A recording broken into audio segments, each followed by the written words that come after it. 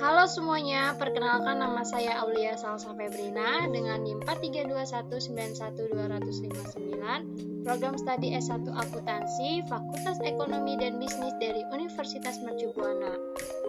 Pada kesempatan kali ini, saya akan menjelaskan uji asumsi klasik dengan menggunakan software statistik untuk memenuhi tugas besar 2. Nah, uji asumsi klasik itu terdiri dari uji normalitas, uji heteroskedastisitas, uji autokorelasi, dan uji multikolinearitas.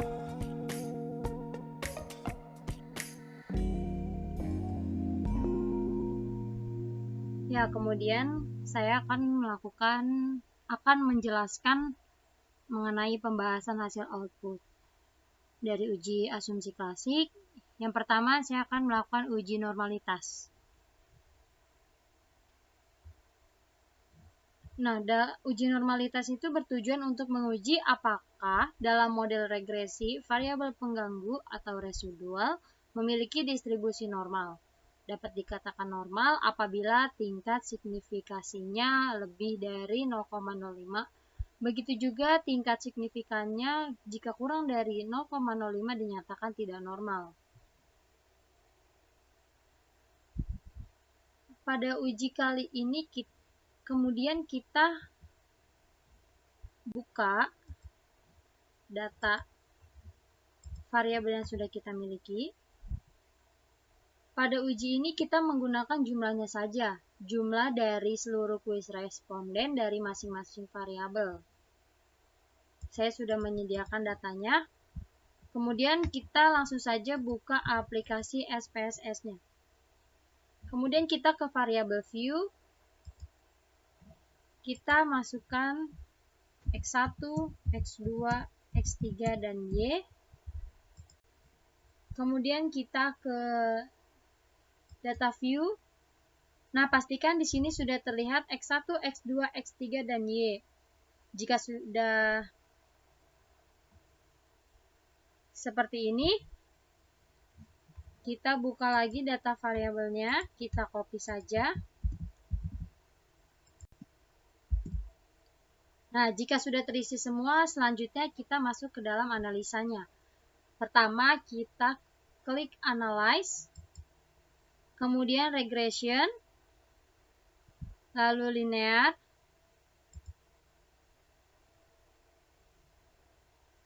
lalu X1, X2, dan X3-nya kita pindahkan ke dalam Independent, dan Y-nya kita pindahkan ke dalam Dependent.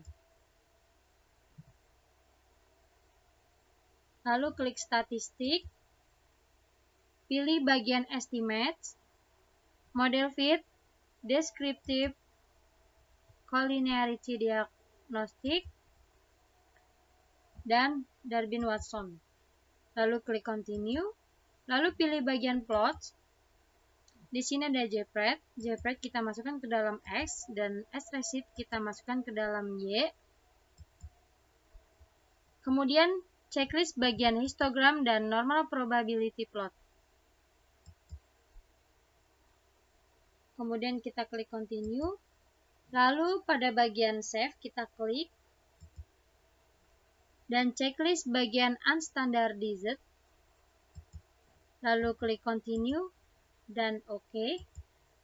Kemudian hasil outputnya akan keluar. Selanjutnya, seperti ini ya. Selanjutnya, saya sudah membuat hasil interpretasinya dalam Microsoft Word.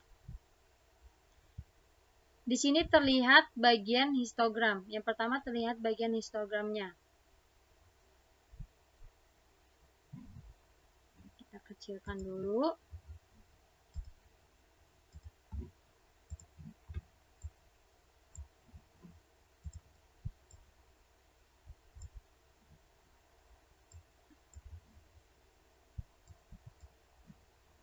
Ya. Seperti ini. Histogram dependen dalam variabel Y.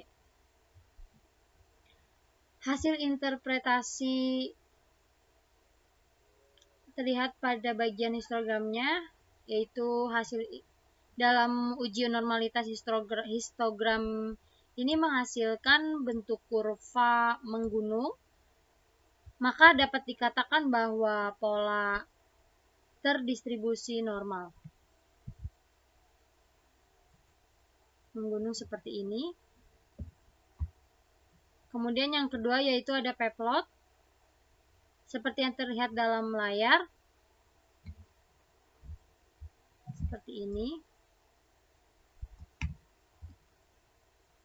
Hasil dalam interpretasinya yaitu hasil dalam uji normalitas p-plot menghasilkan garis diagonal.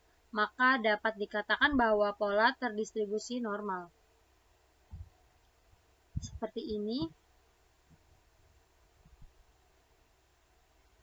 Kemudian yang tiga itu ada one sample Kolmogorov-Smirnov test. Untuk mengetahui tes ini, kita kembali ke data tabulasinya terlebih dahulu. Kemudian kita klik Analyze. Lalu Non-Parametric Test. Kemudian Legacy Dialogs. Lalu kita pilih satu, sampel K sampai S. Selanjutnya kita pindahkan unstandardized-nya ke dalam tes variable list. Jika sudah, maka kita klik OK. Maka hasil outputnya akan terlihat seperti ini.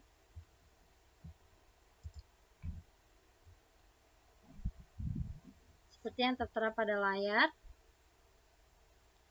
Yang kita lihat adalah hasil dari asimsiknya. Ini ya teman-teman. 0,200.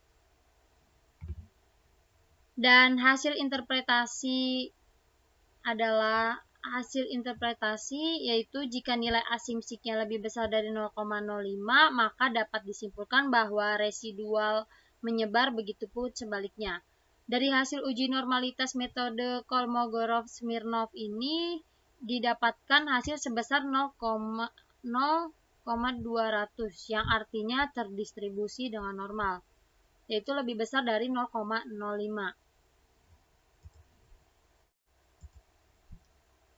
Selanjutnya yaitu uji multikolinearitas, di mana uji multikolinearitas ini bertujuan untuk menguji apakah model regresi ini ditemukan adanya korelasi antar variabel bebas atau independen. Di sini kita akan mencari koefisien, dan dalam uji ini yang paling penting adalah kita dapat melihat dari nilai dalam toleransinya. Nilai dalam tolerance dan VIV-nya. Di sini terdapat dua syarat, yaitu yang pertama, jika nilai toleransinya lebih besar dari 0,10, artinya tidak terjadi multikolinearitas. Dan syarat yang kedua, jika nilai PIV lebih kecil dari 10,00, artinya tidak terjadi multikolinearitas.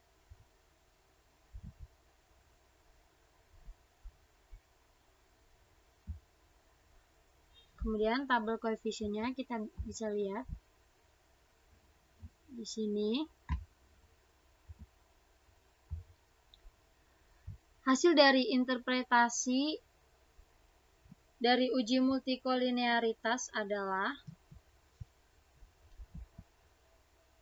nilai toleransinya sebesar 0,0731 dan nilai PIV-nya sebesar 1,368, yang artinya keduanya menunjukkan tidak terjadinya multikolinearitas karena nilai toleransinya lebih besar dari 0,10 dan nilai PIV-nya lebih kecil dari 10,00.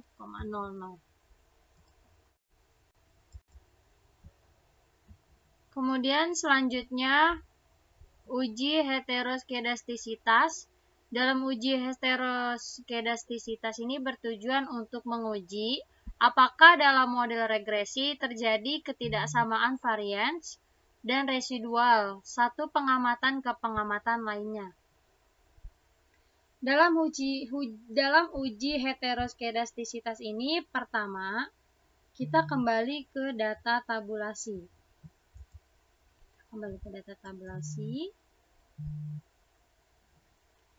Kita klik transform. Lalu compute variable. Selanjutnya pada kolom target variable ini kita isi dengan res2. Lalu pada kolom numeric expression kita klik ABS, lalu klik all.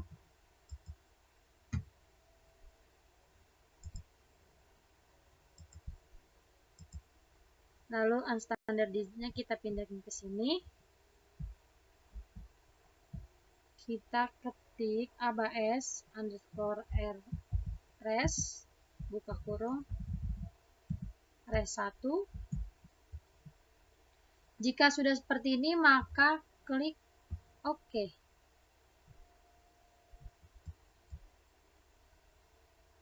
Maka akan muncul res2 seperti ini. Selanjutnya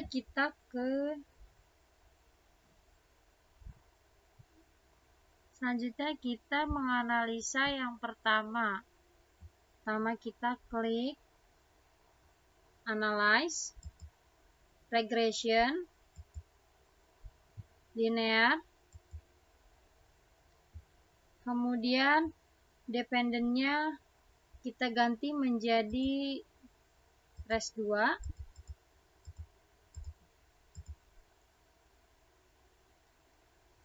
Kemudian klik statistik, lalu kita uncheck list descriptive, collinearity diagnostic, dan Darwin-Watson-nya.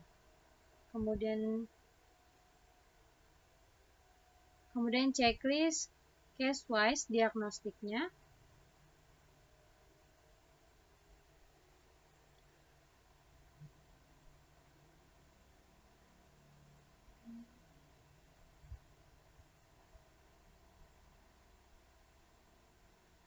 Covariance matrix.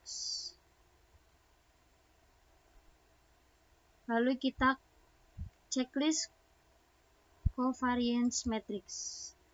Lalu jika sudah, kita klik continue. Selanjutnya pilih plot.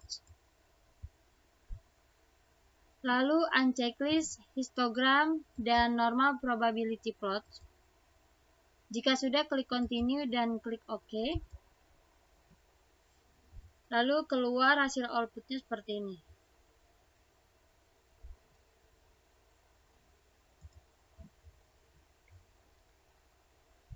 Seperti yang dilihat dalam layar, uji heteroskedastisitas ini menggunakan scatter plot variabel Y. Seperti yang tertera seperti ini. Jadi hasil interpretasinya yaitu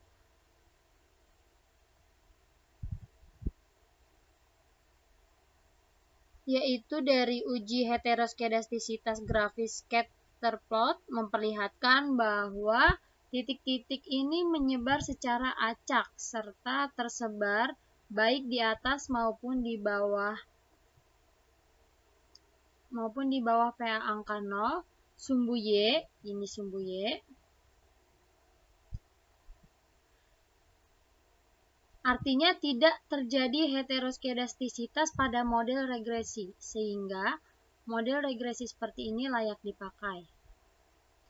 Kemudian selanjutnya berdasarkan koefisien. Di sini hal yang kita lihat adalah pada bagian yang sudah saya beri warna. Sini kita lihat koefisiennya. Lalu hasil interpretasi dari uji heteroskedastisitas menggunakan uji Gleister. Output ini menunjukkan tidak adanya hubungan yang signifikan antara seluruh variabel independen terhadap nilai absolut residual, yaitu ditunjukkan dengan sig lebih besar dari 0,05, artinya model ini terbebas dari heteroskedastisitas. Selanjutnya yang terakhir yaitu uji autokorelasi. Uji autokorelasi ini bertujuan untuk menguji apakah dalam model regresi linear ada korelasi antara kesalahan pengganggu pada periode T dengan kesalahan pengganggu pada periode T strip 1 sebelumnya. Bisa kita lihat jumlah Derbyn pada tabel Derbyn-Watson pada tabel sebesar 1,792. Di sini kita lihat model summary 1792. Untuk uji korelasi di sini saya menampilkan tabel Derbyn-Watson.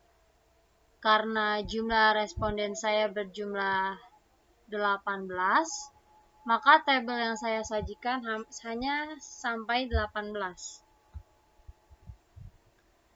Di sini ada keterangan yaitu simbol K pada tabel menunjukkan banyaknya variabel bebas atau penjelas, tidak termasuk variabel berikut. Untuk bagian di sini saya akan memilih yang K3 karena data yang saya miliki terdiri dari 3 variabel yaitu X1, X2, dan X3. Kemudian untuk simbol N pada tabel menunjukkan banyaknya observasi atau jumlah responden yang dimiliki. Maka K3 sama dengan 3 adalah K sama dengan 3 adalah jumlah variabel independen yaitu X1, X2, dan X3. Dan N sama dengan 18 yaitu jumlah respondennya. Kemudian kita masuk ke rumus. Di sini ada DU. DU-nya sebesar 1,6961. Kemudian 4 dikurang DU sama dengan 4 dikurang 1,6961. Kemudian hasil dari 4 dikurang DU sebesar 2,3039.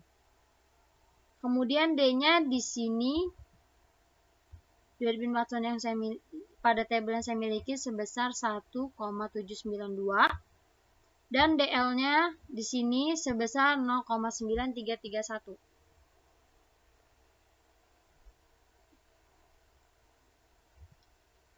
Syaratnya yang pertama, jika D lebih kecil dari DL atau lebih besar dari 4 dikurang DU, berarti terdapat autokorelasi.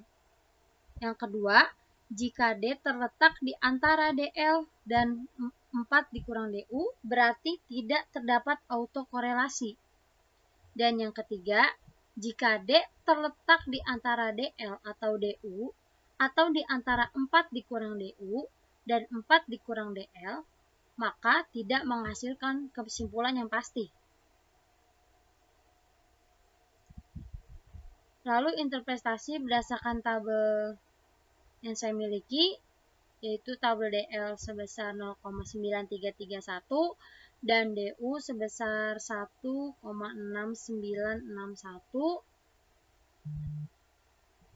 Jadi berdasarkan tabel pembanding nilai DU sebesar 1,6961 dan 4 dikurang DU sebesar sama dengan 2,3039. Dan nilai D-nya sebesar 1,792 terletak di antara 0,9331 lebih besar dari 1,792 lebih kecil dari 1,792 dan 1,792 lebih kecil dari 2,3039. Di mana yang artinya tidak terdapat autokorelasi sebab D terletak di antara DL dan 4 dikurang DU. Berarti pada uji kali ini tidak terdapat autokorelasi.